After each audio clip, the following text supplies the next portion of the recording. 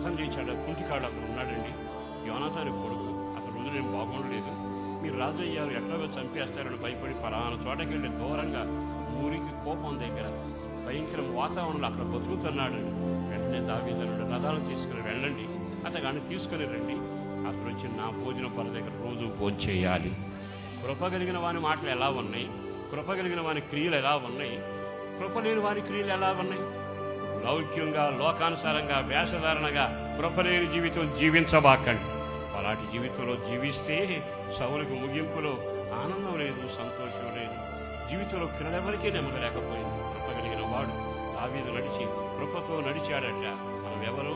యేసుక్రీస్తు రక్తం ద్వారా కడగబడి కృపాకాలములో ఉన్నాం, కృపను పొందిన వాళ్ళం, కృప వెంబడి కృప అనుభవిస్తున్న వాళ్ళం, ఆయన కృప చేత విడుదల పొందిన వారు.